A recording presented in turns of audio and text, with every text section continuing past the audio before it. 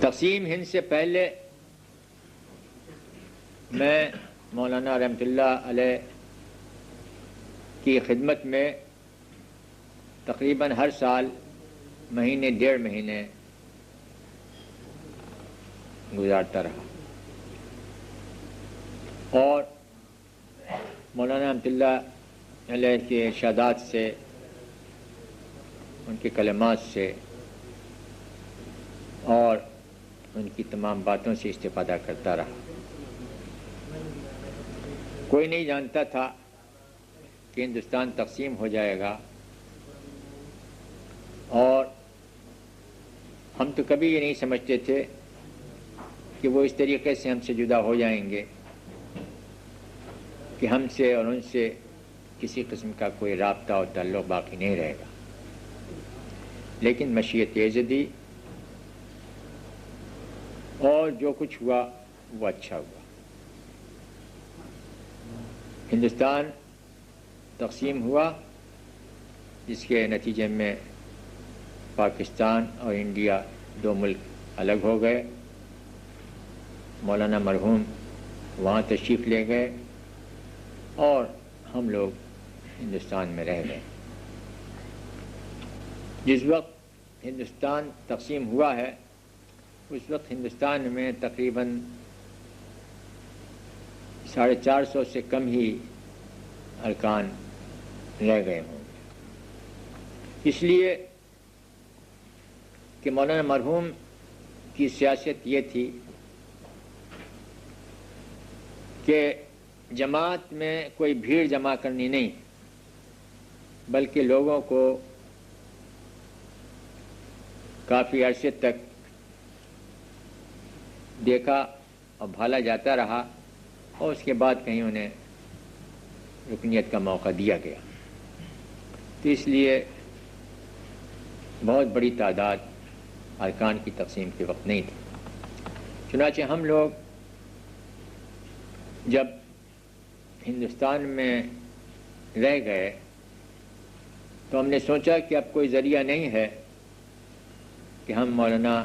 مرحوم سے استفادہ کر سکیں۔ وہ زمانہ بڑا آشوب زمانہ تھا، اور آپ کو معلوم ہے کہ کس طریقے سے قتل و غارت گری ہوئی اور کس طریقے سے مسلمانوں کو بہت زیادہ مشکلات کا سامنا کرنا پڑا۔ لیکن الحمدللہ ہندوستان میں ہم نے ہمت نہیں ہاری۔ ان تمام مشاکل اور مصائب کے باوجود ہم نے یہ تہیہ کیا کہ ہندوستان میں نظم کو قائم کیا جائے۔ چنانچہ تقسیم کے چند مہینوں کے بعد چند رفقا جمع ہوئے اور انہوں نے اس بات کی کوشش کی کہ ہندوستان کے دوسرے حصوں میں جو رفقا موجود ہیں ان کو کہیں ایک جگہ جمع کیا جائے اور آپس میں مشورہ کیا جائے کہ تقسیم ہند کے بعد ہمیں کس طریقے سے جماعت اسلامی کے نظم کو دوبارہ چلانا ہے۔ چنانچہ شہر الہ آباد میں یو پی میں ایک اجتماع منعقد ہوا اور اس میں مختلف مقامات سے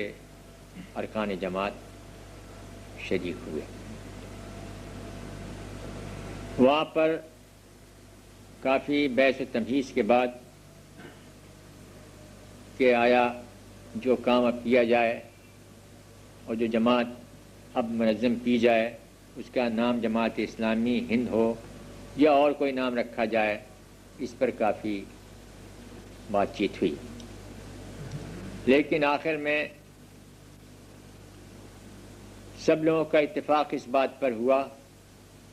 کہ جو جماعت کے ہندوستان میں قائم ہو اس کا نام جماعت اسلامی ہند ہی رکھا جائے۔ اس وقت مولانا عبداللہ صاحب ندوی کو ہم لوگوں نے جماعت کا امیر منتخب کیا اور انہوں نے مجھے قیم جماعت مقرر کیا۔ اس طریقے سے ہم نے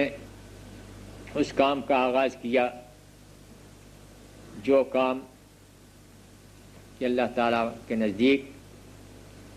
بڑا ہی اجر کا کام ہے،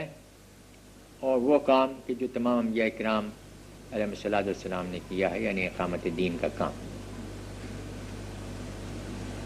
تو ہمارے پاس اس وقت نہ تو اتنا پیسہ تھا، نہ کوئی مکان تھا، نہ اور کوئی ذرائع وسائل تھے کہ ہم اپنے کاموں کو آگے بڑھاتے، لیکن اللہ تبارک و تعالیٰ نے ہماری مدد فرمائی اور ہمارے کام اچھی طریقے سے انجام پانے لگے۔ شروع میں مدرسۃ الاصلاح سرائے میر میں ہم نے اپنا مرکز رکھا، اس لیے کہ مولانا ابواللیث صاحب اسی مدرسے میں استاد کا کام انجام دیا کرتے تھے۔ لیکن تھوڑے دنوں کے بعد ہمارے ایک رفیق نے اپنا ایک بڑا باغ، آم کا باغ، ملی آباد میں جماعت کے نام وقف کر دیا۔ چنانچہ ہم ملی آباد میں جو شہر لکھنؤ میں ہے وہاں پر ہم مقیم ہوئے اور وہاں پر اپنا مرکز قائم کیا۔ پہلا کام جو ہم لوگوں نے کیا وہ یہی تھا کہ تمام رفقا سے جو ملک میں منتشر تھے ان سے رابطہ پیدا کیا اور ایک چھوٹا سا مکتبہ قائم کیا کہ جس میں مولانا مودودی رحمۃ اللہ علیہ کی تصانیف رکھی گئیں۔ اسی کے ساتھ ساتھ ایک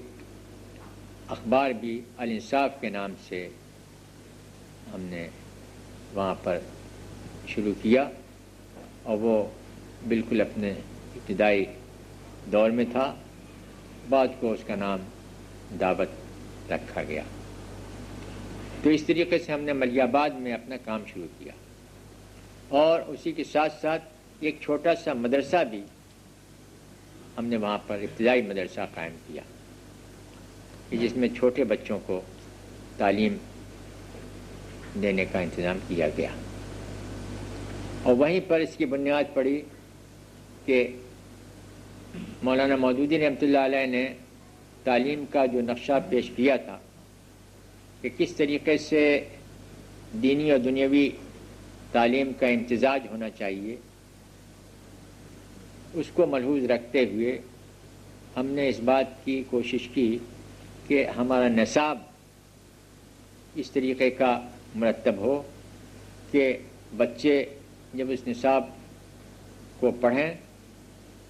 تو ان کو دین کی معلومات بھی ہوں اور دنیا کی معلومات بھی ہوں۔ یہ کام بھی ہم نے اس وقت شروع کیا۔ چنانچہ وہ مدرسہ، ہمارے پاس تو کوئی ایسی عمارت تھی نہیں کہ جس میں اس مدرسے کو قائم کرتے، لہذا چھپر جو ہوتے ہیں، چھپروں کے نیچے اس مدرسے کو قائم کیا گیا، اور بچے اس مدرسے میں تعلیم پاتے رہے، اور وہیں پر ایک چھوٹا سا بورڈنگ بھی چھپر کے نیچے قائم کر دیا کہ جو لڑکے باہر سے آنے والے تھے ان کا وہاں پر قیام کا انتظام کیا گیا۔